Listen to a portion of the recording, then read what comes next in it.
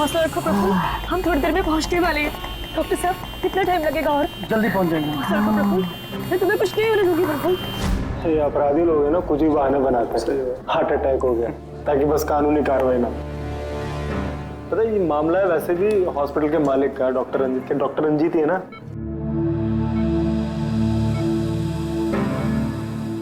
Don't worry Sushila ji, operation के बाद दोनों ब्लॉकेजेस निकल जाएंगे। रंजीत जी, सिगरेट मंगवाऊं आपके लिए? देखिए, आपको मुझे वादा करना पड़ेगा कि इस ऑपरेशन के बाद आप सिगरेट पीना बिल्कुल छोड़ देंगे। Very good. डॉक्टर साहब देखिए ना, इन्हें सांस नहीं आ रही है। प्रफुल्ल, मैं तुम्हें कुछ नहीं होने दूंगी, मैं हूं ना। हम बस थोड़ी देर में पहुंचने वाले हॉस्पिटल। प्रफुल्ल, सब कुछ ठीक हो जाएगा, मैं हूं ना। डॉक्टर साहब जल्दी करिए।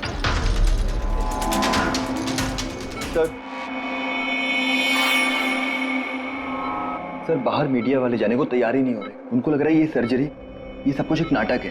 क्या? अच्छा तुम एक काम करो, पैथोलॉजी लैब असिस्टेंट संजीव से रंजीत जी की रिपोर्ट मंगवाओ। सर मैंने रिपोर्ट्स के लिए बोला हुआ है, बस वो आ ही रही है। देखिए आप लोग शांत हो जाइए। ये डॉक्टर कमलेश है और यही डॉक्टर रंजीत का ऑपरेशन करने वाले। डॉक्टर कमलेश, क्या ये हार्ट अटैक असली है या फिर इंक्वायरी से बचने का कोई नाटक? देखिए, मैंने डॉक्टर रंजीत को खुद चेक किया है। उनकी हालत बहुत ही नाजुक है। अगर उनका ऑपरेशन ऐन वक्त पे नहीं हुआ तो उनका बचना नामुमकिन। You understand that? लेकिन ऑर्गन ट्रांसप्लांट रैकेट में नाम आने के बाद ही ये हार्ट अटैक आया। तो ये कोई महज इत्तेफाक तो नहीं हो सकता। देखिए, हार्ट अटैक उस केस से पहले आया या उस केस के बाद में, ये मैं नहीं जानता। मैं बस इतना जानता हूँ कि यहाँ पे कोई नाटक, कोई ड्रामा नहीं चल रहा है। हम तो ये भी जानते हैं कि कई सालों से आप मिस्टर रंजीत के दोस्त भी हैं। आप लोग क्या कहने की कोशिश कर रहे हैं? हाँ, मिस्टर रंजीत और हम दोस्त हैं, करेक्ट। लेकिन मिस्टर रंजीत अगर किसी रैकेट में शामिल है या नहीं है तो उससे मेरा कोई लेना देना नहीं है। मैं बस इतना जानता हूँ कि यहाँ पर कोई नाटक नहीं चल रहा है, कोई ड्रामा नहीं चल रहा है। सर ये लीजिए। लाइए, ये देखिए, ये है उस बात का सबूत। ये है उनका लिपिड प्रोफाइल टेस्ट। देखिए, ये उनके कोलेस्ट्रॉल कफ के बढ़ते लेवल्स, ये उनके ट्राइग्लिसराइड्स। देखिए, ये है उनके दिल का स्कैन। ये देखिए, यहाँ पे साफ साफ दिख रहा है कि उनके जो दो मेन आर्टरीज है वो लगभग पूरी तरह से ब्लॉक हैं। उनका साफ होना बहुत जरूरी है। मैं बस वही करने की कोशिश कर रहा हूँ।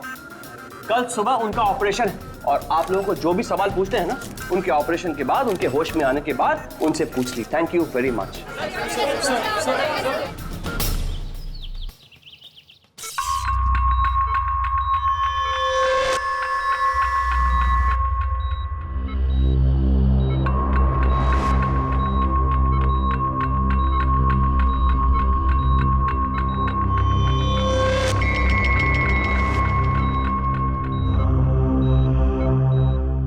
Well done team, operation successful हुआ। अब सारे ब्लॉकेजेस क्लियर हैं और अब ये खतरे से भी बाहर है। विनीत, ड्रेसिंग में। जी sir.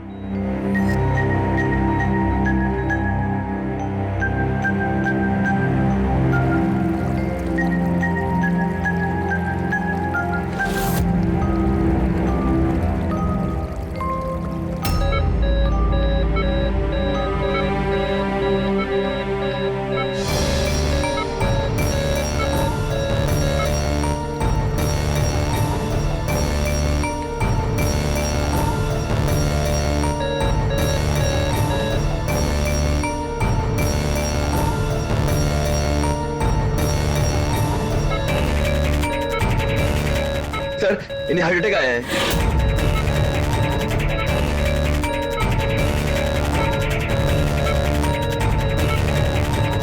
Vineet, give him the injection right now. Oxygen check करो फास्ट।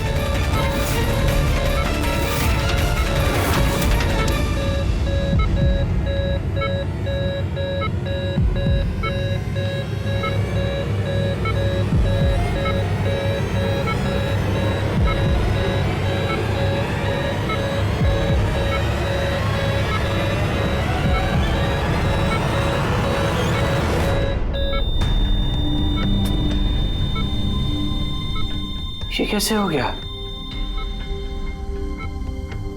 हम इन्हें बचा ना पाए।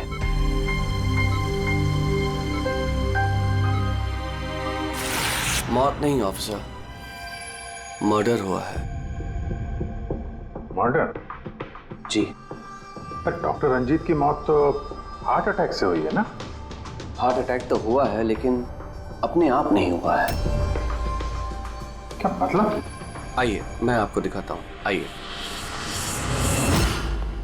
ये देखिए सर, ये है रंजीत के दिल का स्कैन जो उसकी सर्जरी के पहले किया गया था।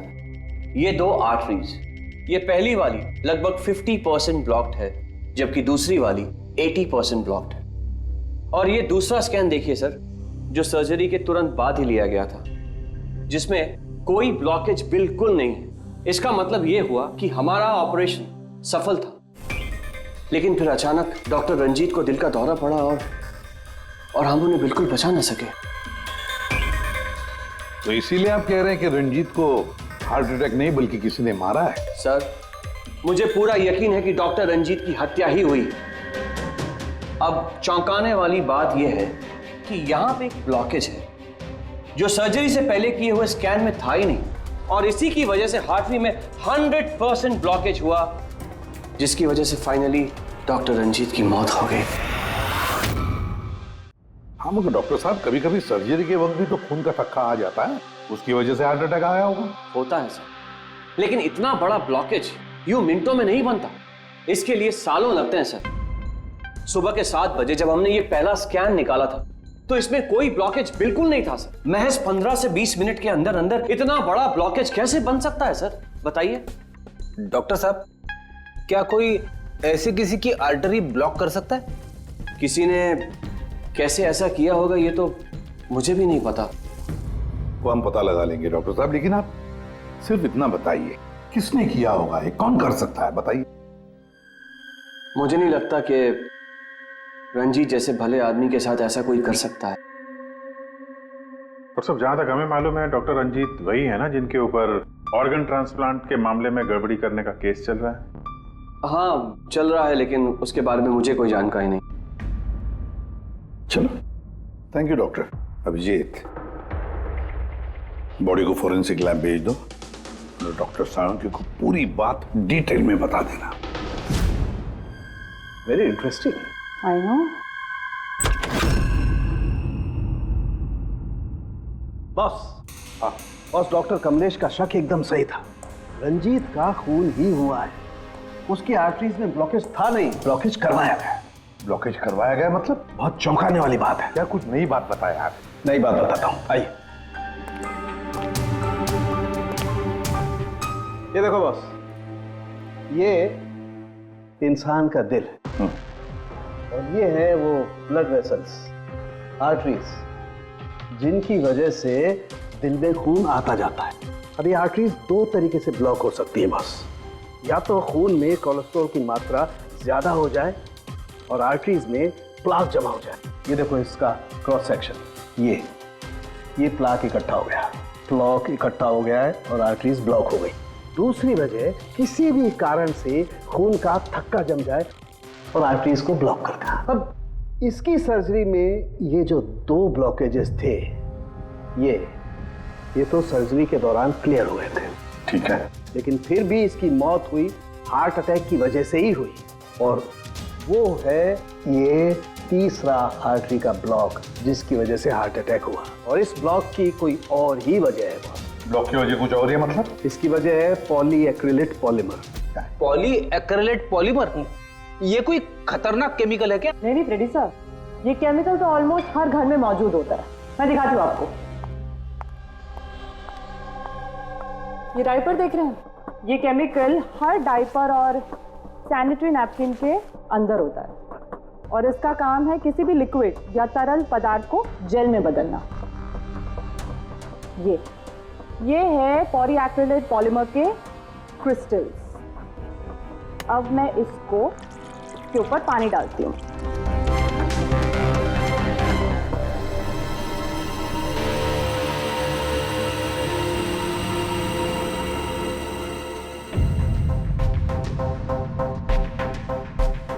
अरे ये तो जेल बन गया। तारिका जी, ये कोई जादू है क्या? जादू नहीं फ्रेडी, साइंस। बॉस, इस केमिकल को वाटर लॉक भी कहते हैं। ये अपने से कई 100 गुना ज्यादा पानी को या किसी भी लिक्विड को अपने अंदर सोख लेता है। अच्छा, तो इसीलिए ये डायपर्स और सैनिटरी नैपकिन में इस्तेमाल होता है। और सर, रंजीत के आर्टरी के ऑटोप्सी में यही केमिकल मिला है। बॉस, ये केमिकल अपने आप तो उसकी आर्टरी में पहुंचेगा नहीं। हाँ, सर्जरी के वक्त ही गया होगा। ये केमिकल पॉलीएक्रिलेट पॉलीमर, जिसकी वजह से उसका खून जेल में बदल गया और उसने आर्टरी को ब्लॉक कर दिया और उसकी मौत हो गई। मगर नहीं, ऐसे नहीं हो सकता है साळुंखे। सर्जरी के वक्त ये पॉलीएक्रिलेट पॉलीमर उसके शरीर में डाला नहीं गया। अगर वैसे होता तो उसी वक्त, सर्जरी के वक्त उसका खून जेल में बदल जाता, ब्लॉकेज हो जाता और उसकी मौत हो जाती तुरंत। सर्जरी 2 घंटे तक चली और तो और सर्जरी कामयाब भी रही। 2 ब्लॉकेजेस थे, वो भी साफ हो गए, लेकिन ये तीसरा ब्लॉकेज बाद में आ गया। इसका मतलब है पॉलीएक्रिलेट पॉलीमर उसे बाद में दिया गया, सर्जरी के बाद में। और ये तो डॉक्टर कमलेश की टीम में से ही कोई दे सकता है। ऐसे किसी केमिकल का इस्तेमाल सर्जरी में तो नहीं होता सर। पता है हमें डॉक्टर साहब, ये पॉलीएक्रिलेट पॉलीमर सर्जरी में इस्तेमाल नहीं होता और इसीलिए हमें शक है कि किसी ने डॉक्टर रंजीत को जानबूझकर ये दिया है। और हमें शक है वो आप में से ही कोई एक है, आप में से ही कोई। ये आप क्या बोल रहे हैं सर? सर, ये हमारे बेस्ट डॉक्टर्स और नर्सेस की टीम है। यहाँ पे ये लोग कोई क्रिमिनल्स नहीं है सर। क्रिमिनल्स हमारे जैसे ही दिखते हैं, समझे आप? आसमान से नहीं टपकते। लेकिन सर, इस हॉस्पिटल से हमारा घर चलता है, हम हमारे मालिक को क्यों मारेंगे? और सर, डॉक्टर रंजीत से हमारी कोई दुश्मनी भी नहीं थी, तो उन्हें मारकर हमें क्या मिलेगा? डॉक्टर, आपने कहा कि केमिकल सर्जरी में नहीं इस्तेमाल किए जाते, लेकिन जो औजार, जो इंस्ट्रूमेंट्स सर्जरी में इस्तेमाल किए जाते वो, कहीं ऐसा तो नहीं किसी ने इस केमिकल को उन औजारों पे ही लगा दिया हो? ऑपरेशन के वक्त आप लोगों ने कौन कौन से इंस्ट्रूमेंट यूज किए थे? सर, सबसे पहले हमने एनेस्थीसिया यानी कि बेहोशी का इंजेक्शन दिया। बस एक नीडल, एक सिरिंज और एक इंजेक्शन ही यूज किया है। दरअसल ये चीजें बिल्कुल वैक्यूम पैक होती हैं। इनको सिर्फ और सिर्फ ऑपरेशन के वक्त ही खोला जाता है। मैंने डॉक्टर कमलेश को सेट दिया था और मैंने पूरी तरह चेक किया था, वो वैक्यूम पैक था। और हाँ सर, हमने दवाइयाँ और खून चढ़ाने के लिए कुछ ट्यूब्स का भी इस्तेमाल किया, जैसे कि IV ट्यूब्स, कैथीटर एटसेट्रा। ये सारी चीजें हम देखना चाहते हैं।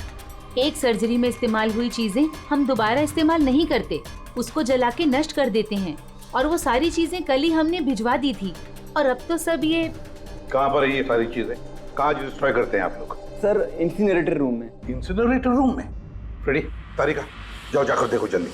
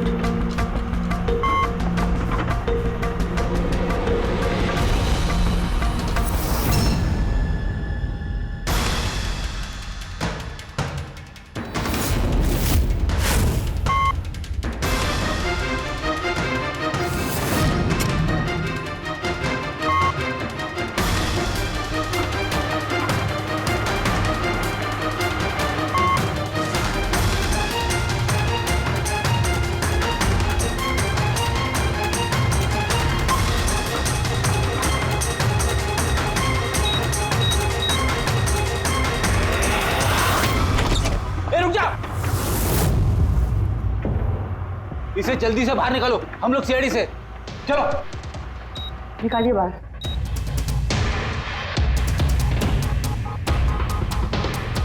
मैं इसे इमीडिएटली चेक करके आपको बताती हूँ। हाँ?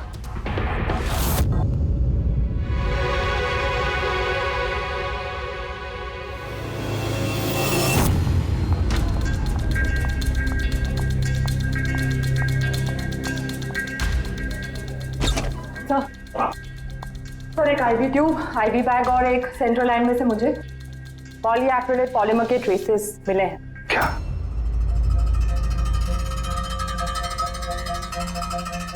क्यों डॉक्टर साहब, किसने डॉक्टर रंजीत को IV ट्यूब और IV बैग लगाई थी? डॉक्टर नीतू ने।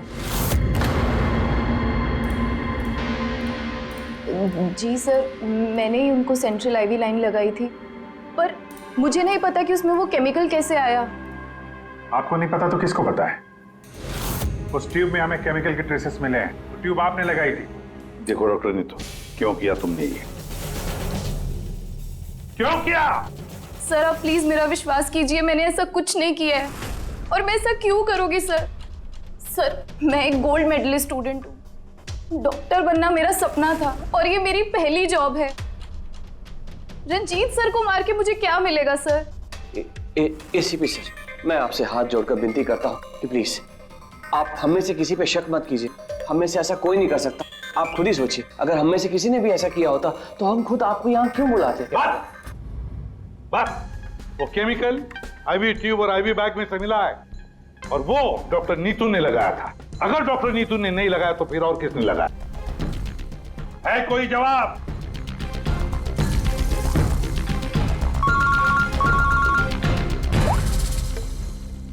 के क्या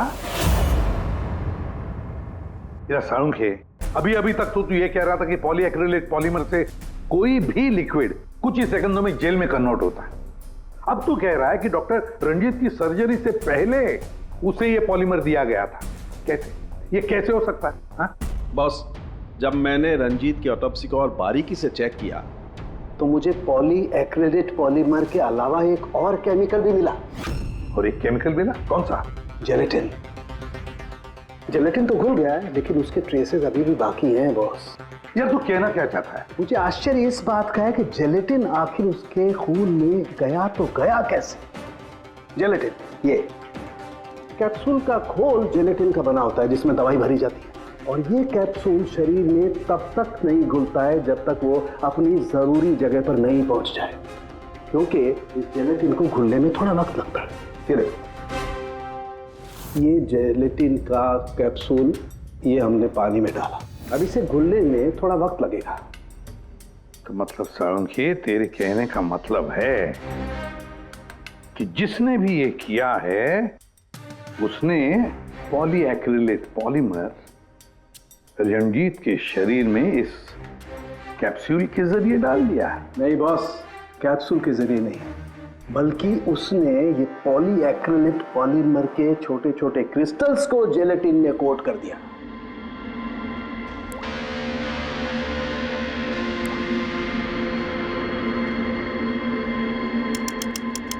वो नहीं चाहता था कि ये केमिकल तब तक डिसॉल्व हो जब तक वो दिल में नहीं पहुंच जाए।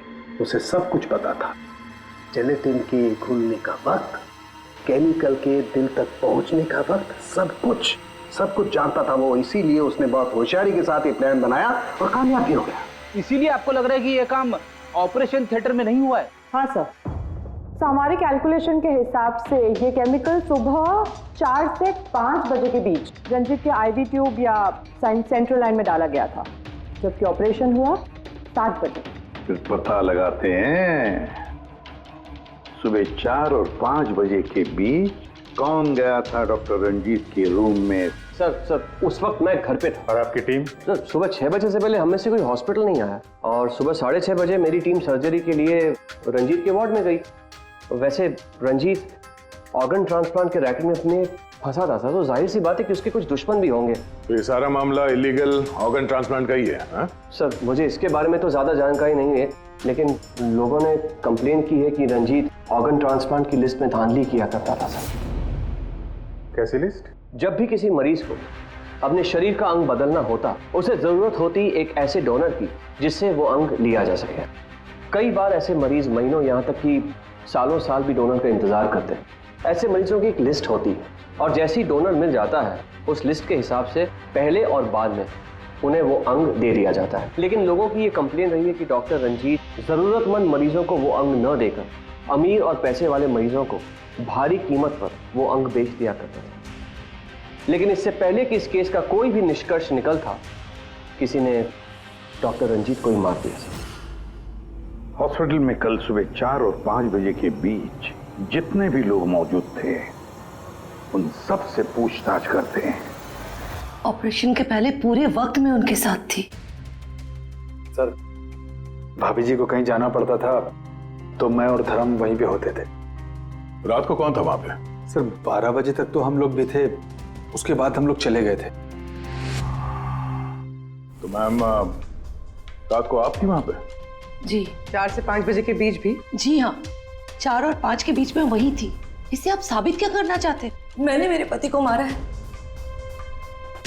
मैं पत्नी हूँ उनकी।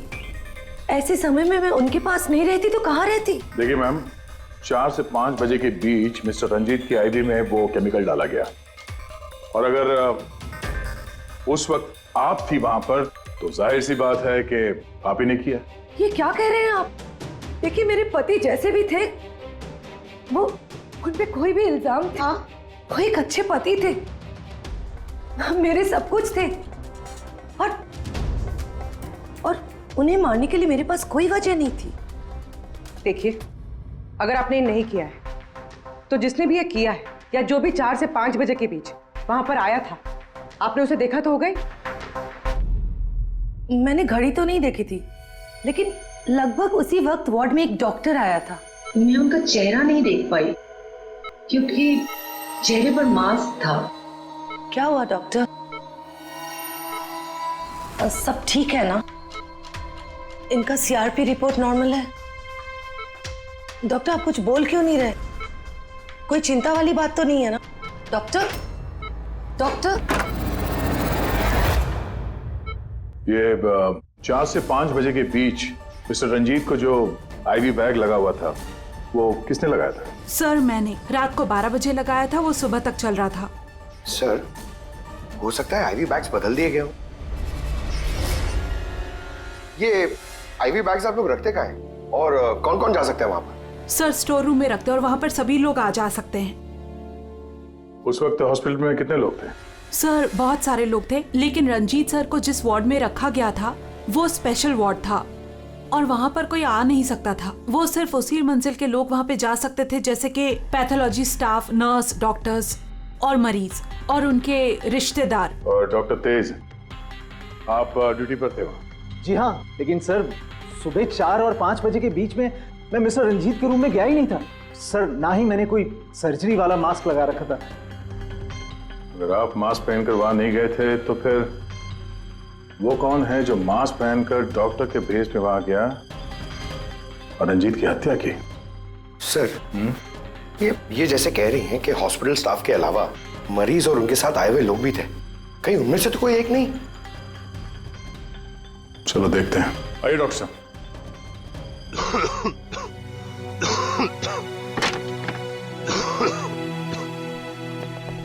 सर इस वार्ड में वो मरीज हैं जो कल भी एडमिट थे।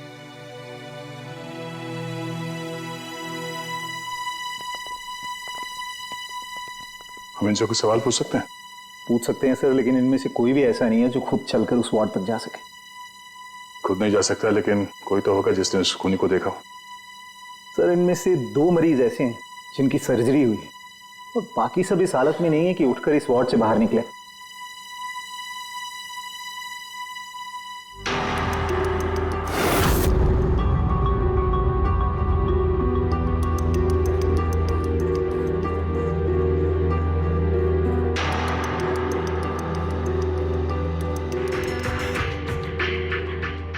बस इतने ही मरीज हैं, इनके अलावा कोई और? मतलब कोई ऐसा जो कल यहाँ पर था मगर अभी नहीं है? हाँ सर, एक आदमी था जो मिस्टर रंजीत की सर्जरी से 1 रात पहले आया। उसे सीने में दर्द की प्रॉब्लम थी। हम लोगों ने सारे टेस्ट किए, लेकिन सारी रिपोर्ट नॉर्मल आई सर। हौसला रखो प्रफुल्ल, सब कुछ ठीक हो जाएगा। मर गया डॉक्टर साहब अभी आते ही होंगे। बुलाओ डॉक्टर। हौसला रखो ना, हौसला रखो। डॉक्टर साहब देखिए ना, इतना दर्द हो रहा है। डॉक्टर मैं चेक कर लेता हूँ। बहुत दर्द है डॉक्टर। देखिए ईसीजी, एंजियोग्राम सब नॉर्मल है। मुझे नहीं लगता इन्हें कोई हार्ट की प्रॉब्लम है, मुझे लगता है इन्हें गैस की प्रॉब्लम है। मैं कुछ दवाइयाँ लिख देता हूँ, आप इन्हें घर ले जा सकते हैं। घर? नहीं डॉक्टर साहब, मैं कोई रिस्क नहीं लेना चाहती। आप कम से कम रात भर तो इन्हें यहाँ रहने दीजिए ना। देखिए मुझे नहीं लगता इसकी जरूरत है, लेकिन अगर आप फिर भी कहती हैं, नर्स इन्हें एडमिट कर लीजिए। Don't worry, he will be okay. ये प्रफुल्ल हॉस्पिटल से डिस्चार्ज कब हुआ? सर यही कोई 9:30-10 बजे। 9:30-10 बजे। पंकज, इस प्रफुल्ल के बारे में पता करो और यहाँ हॉस्पिटल में उसने जो एड्रेस और नंबर दिया है उसे क्रॉस चेक करो।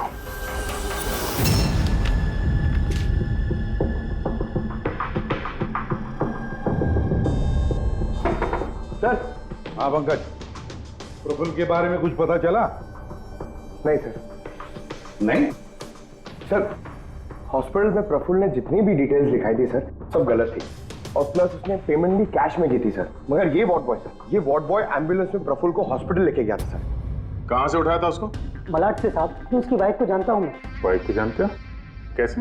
वो पीकॉक बार की 1 नंबर डांसर चेरी है। अच्छा। और मैं उसका फैन नंबर 1 साल से रेगुलर हर हफ्ते वहां जाता था, खाली उसी के वास्ते।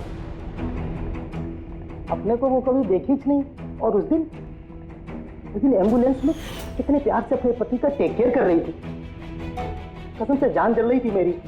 ये देखकर मेरा दिल टूट गया। तो रूपाली असल में पीकॉक बार की डांसर है सर, चेरी। रूपाली, पीकॉक बार की डांसर रूपाली। रूपाली उस चेरी, इस चेरी से जाकर मिलो, अच्छी तरह से पूछताछ करो। यही हमें प्रफुल्ल के बारे में सब कुछ बता देगी।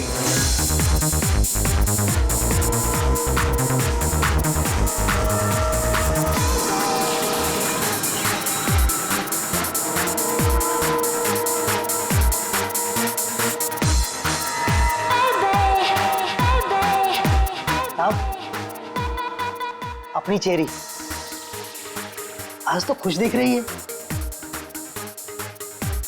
चेरी को छोड़, वो आदमी कहाँ है?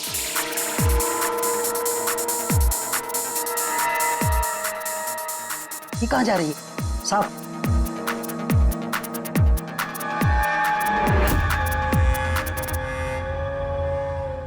साहब, यही है चेरी का मर्द। ये है?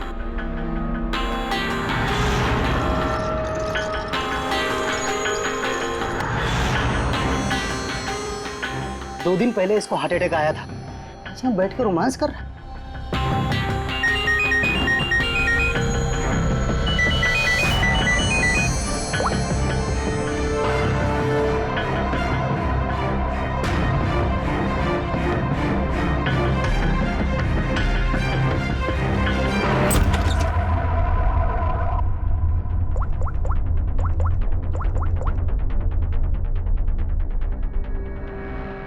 देख, मैंने काम पूरा किया ना बॉस, तो पूरा पैसा ही बनता है।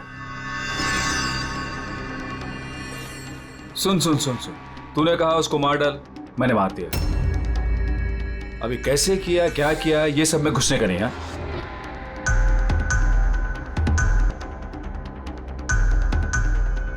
देख देख देख देख, अभी मेरे को ये बता, मेरे को पैसा लेने किधर आने का है बस, ठीक है? कल सुबह 10 बजे, ठीक है?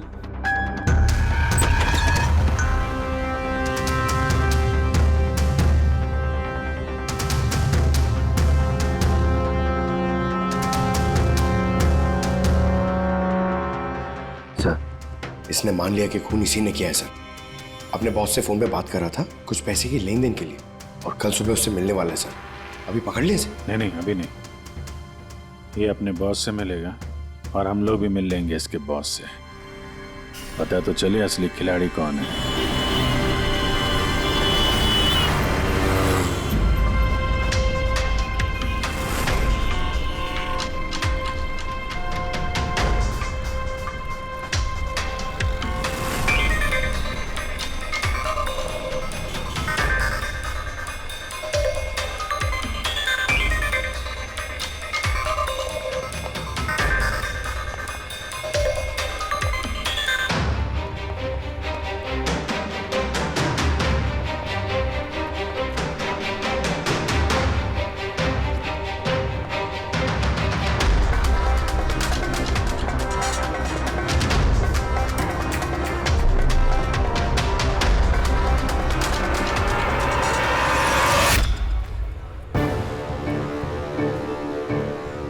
ये करने क्या आया यहाँ पे?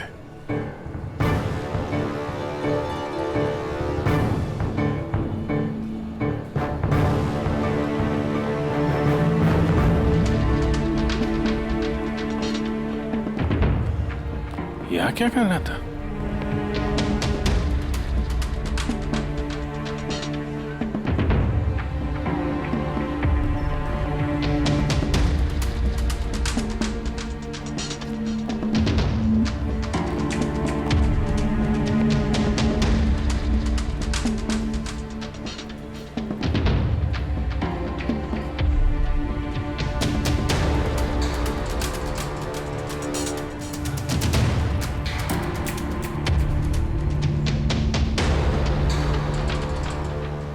आया था तो खा लिया, तभी बैग लेके जा रहा है।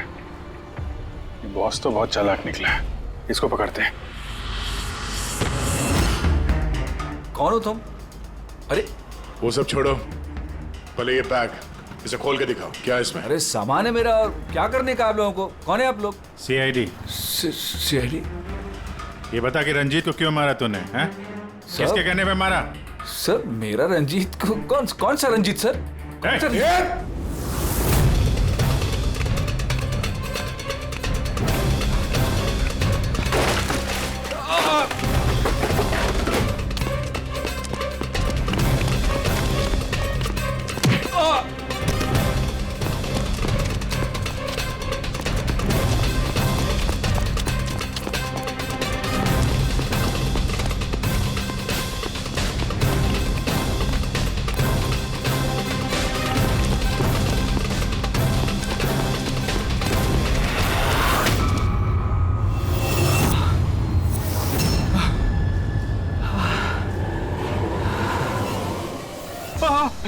सर मैंने कुछ नहीं किया सर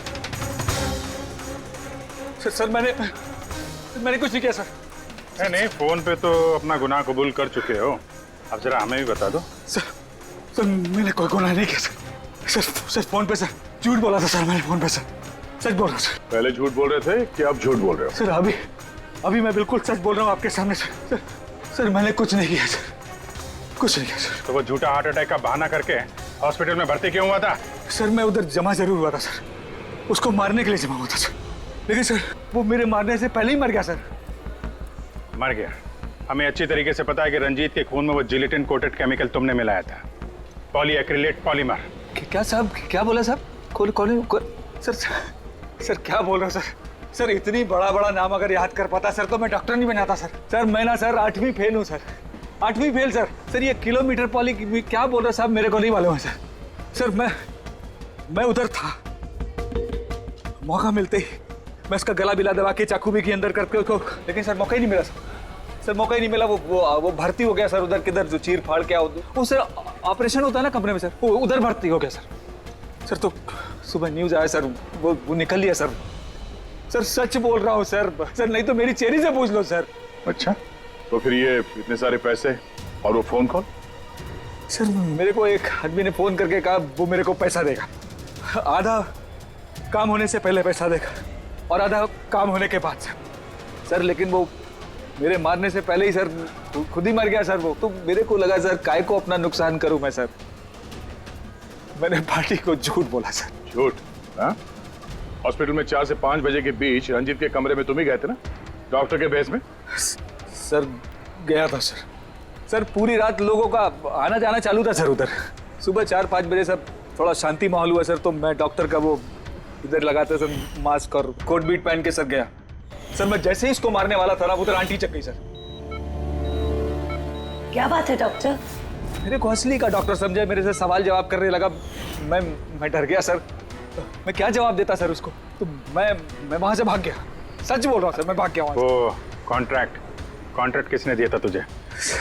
सर मेरे को उसका नाम पता नहीं मालूम है सर। कोई क्या सर प्राइवेट नंबर कुछ सर ऐसा किसी से फोन करता है सर। वो पहले भी उसने यही ऐसे ही पैसा दिया था सर, और ये वाला भी सर ऐसे ही जो सर। सच बोल रहा हूँ सर, सच बोल रहा हूँ सर। आप लोगों ने मुझे यहाँ पे क्यों बुलाया सर? प्रफुल्ल को जानते हो? प्रफुल्ल? कौन प्रफुल्ल? प्रफुल्ल? अरे हाँ, तुम तो उसे जानते नहीं, तुमने उसे कभी देखा भी नहीं, तुमने तो सिर्फ उसके साथ फोन पर ही बात की। आप लोग क्या करें, मुझे कुछ समझ में नहीं आ रहा है सर। कोई बात नहीं, हम याद दिलाते हैं।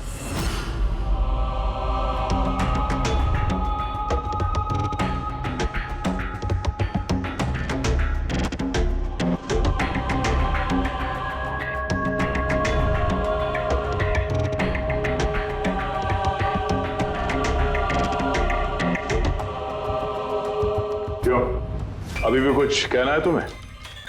तो गगन जी बताइए, अभी क्यों मारना चाहते थे तुम रंजीत को? बताओ जल्दी।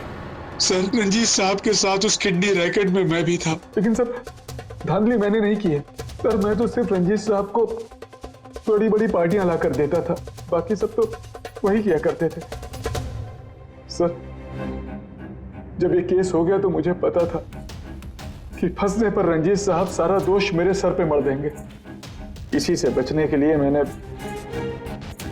रंजीत साहब को मारने का प्लान किया और इसीलिए मैंने प्रफुल्ल को कांटेक्ट किया। शर्म आनी चाहिए तुम्हें, पैसों की लालच में ऐसा घिनौना काम कर दिया।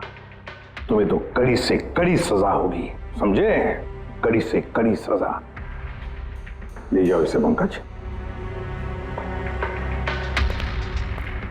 सर हम तो घूम फिर के वहीं आ गए। प्रफुल्ल ने हमें बताया कि उसने रंजीत को नहीं मारा, तो फिर किसने किया होगा? ये प्रफुल्ल जरूर हमसे कुछ छुपा रहा है, कुछ तो छुपा रहा है ये प्रफुल्ल। तुम्हारी नजर हर वक्त उस कमरे पर थी, तो कुछ याद है कि उस रात उस कमरे में कौन गया था, या फिर सुबह 4 से 5 बजे के बीच उस कमरे में कौन गया था? साहब, उस रात रंजीत साहब के कमरे में बहुत सारे लोगों का आना जाना लगा था और मैं तो इस मौके का इंतजार कर रहा था कि कोई ना हो और मैं अपना काम। सब 4-5 बजे के बीच स्टाफ के सारे लोग चले गए।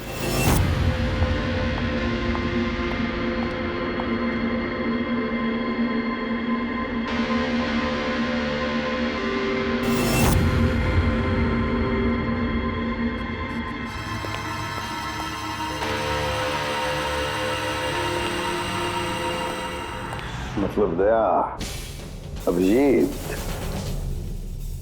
खूनी वही है।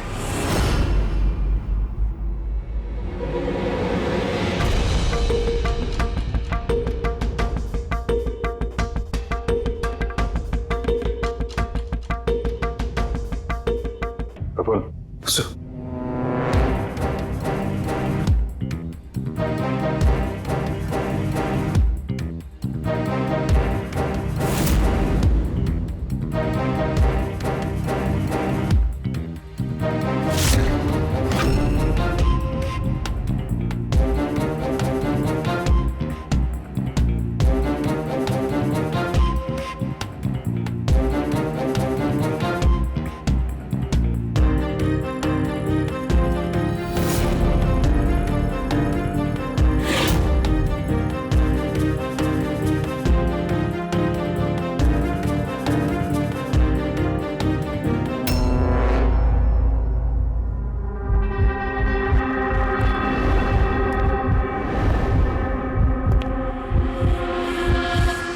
Pathology lab assistant Sanjeev.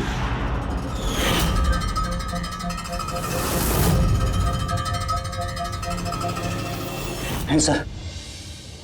चलो।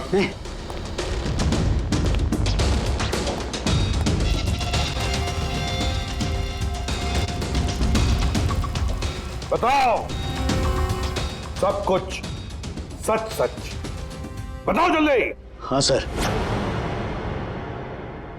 ये सब कुछ मैंने ही किया है।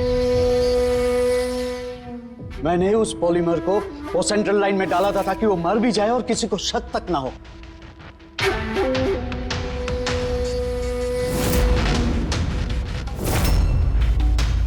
मैं तो चाहता था सर कि वो ऑपरेशन के दौरान ही मर जाए, लेकिन वो बाद में मरा है? तो क्यों मारा तुमने डॉक्टर रंजीत को? ऐसी क्या दुश्मनी थी तुम्हारी डॉक्टर रंजीत के साथ? उसने मेरी जिंदगी मुझसे छीन ली थी सर। उसने मेरी बेटी को मार डाला था सर। बेटी को मार डाला था। क्या बकवास कर रहे हो? रंजीत कभी किसी का खून नहीं कर सकते। ऐसा मुझे भी लगा था। मैंने 15 साल इस अस्पताल में ईमानदारी से सेवा की और अचानक एक दिन मुझे पता चलता है कि मेरी बेटी का बॉडी ऑर्गन फेल हो गया है। उसकी जिंदगी के लिए नया बॉडी ऑर्गन का मिलना बहुत जरूरी था सर, और वो मिला भी। एक डोनर मिला सर, और कुछ ही दिनों में उससे नया बॉडी ऑर्गन डालने वाले थे। उसे नई जिंदगी मिलने वाली थी सर, नई जिंदगी। मैं खुशी से पागल था सर, खुशी से पागल हो गया था। सारी तैयारियां हो चुकी थी इसी अस्पताल में सर। ऑपरेशन भी होने वाला था, लेकिन मुझसे और इंतजार करने को कहा गया। वो नन्ही सी जानती कब तक इंतजार करती सर, वो तो चली गई, मुझे छोड़ के चली गई सर। फिर मैंने एक दिन ऑफिस में उसका केस पेपर देखा सर।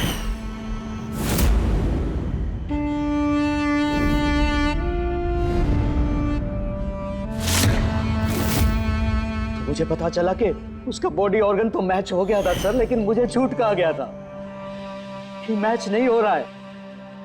झूठ कहा गया था सर, उसे चंद पैसों के लिए किसी और को दे दिया गया था सर, सिर्फ अच्छे पैसों के लिए, कुछ ज्यादा पैसों के लिए। मेरी बेटी मुझसे चली गई सर, मुझे छोड़कर चली गई। तो सर उसी दिन मैंने कसम खा ली थी कि जिस दिन मौका मिलेगा मैं छोड़ूंगा नहीं, मैं बदला तो लेके रहूंगा सर, कसम खाई थी मैंने। क्या फायदा हुआ? क्या तुम्हारी बेटी तुम्हें वापस मिल गई? बदले की आग में तुमने एक जान ले ली और खुद बन गए सजा के हकदार। कानून तुम्हें माफ नहीं करेगा, तुम्हें कड़ी से कड़ी सजा होगी।